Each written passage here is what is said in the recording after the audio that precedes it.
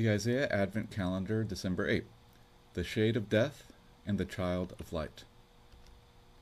They have no light of dawn, only distress and darkness and fearful gloom. Isaiah 8:20 and 22. The people walking in darkness have seen a great light. On those living in the land of deep darkness, a light has dawned. Isaiah 9:2. These two texts, right next to each other, may be the biggest color contrast of all. At the end of Isaiah 8, you have the dark shades. That's the color of a dark shade. It shows harried people willing to turn everywhere but to God, ensnared in darkness. The beginning of Isaiah 9, on the other hand, is multispectral brightness. God gives them yet another child, a gift of light. Isaiah 8's dark images are captured best by the King James Version. People seek familiar spirits, wizards that peep and that mutter.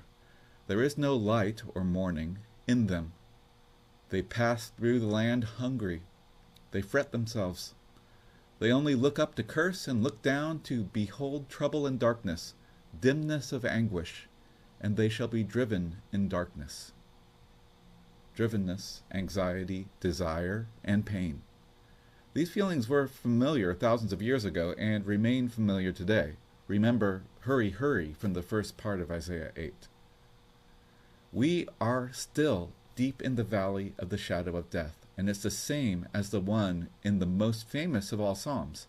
Isaiah 9:2 uses the exact same Hebrew word, salmaveth, as Psalm 23:4, which reads, "Though I walk through the valley of Salmaveth." Some ancient Hebrews used this word for hell. The NIV translates this word as deep darkness, but it's literally the shade of death. It's used an astonishing 10 times in Job. This is the word for your lowest point, your darkest night, when everything's taken away and you sit with no hope. This oppressive darkness, it can fall on you like a storm cloud blotting out the sun, or it can creep into you through the little disappointments that pile up and up. One little disappointment I still remember from when I was little. As a child, I tried to make green from my crayons by mixing blue and yellow. But I only made murky brown, and the harder I tried, the farther from green I got. This might be the first time when I found that trying harder just made things worse. It was not the last time.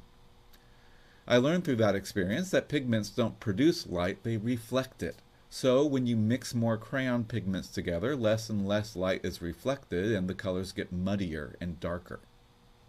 All the efforts and feelings of Isaiah 8:19 through 22 are like those crayon colors, just getting darker as the stuff piles on. But the opposite's true when I mix light. And you can do this with colored flashlights if you're normal, but me, I'm a chemist, so I did it by cutting open a bunch of cheap glow sticks. The luminescent molecules in these don't reflect light, they produce it. With these in my kitchen, I fulfilled my childhood dream, and I mixed the yellow and the blue glow stick juice to make fluorescent green. It was impossible with crayons, but possible with these. When I mixed all the colors together, I made a warm white light, one that still holds echoes of all the original colors in it, like a bright flame, but cool to the touch. I found this oddly soothing, and I kept the tubes by my desk until the light faded, which was pretty soon. Pigments mix by subtraction, but light mixes by addition. These are fundamentally different types of mixing, and that makes all the difference. God is an artist, and his favorite medium must be light itself. He spoke, "Let there be light," and made the universe, after all.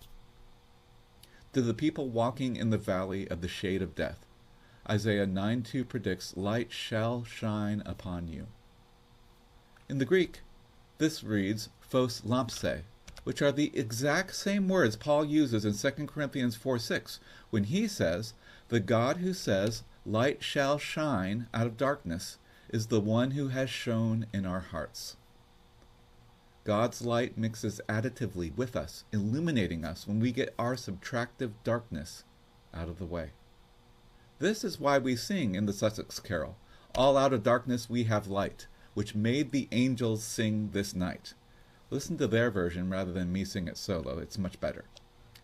Even in the valley of the shade of death, God has said, Phos lampsai, light shall shine in Jesus. This darkness is the context of For unto us a child is born, and this light is its subject. The child is a great light, mega phos in Greek, that shines through the darkness.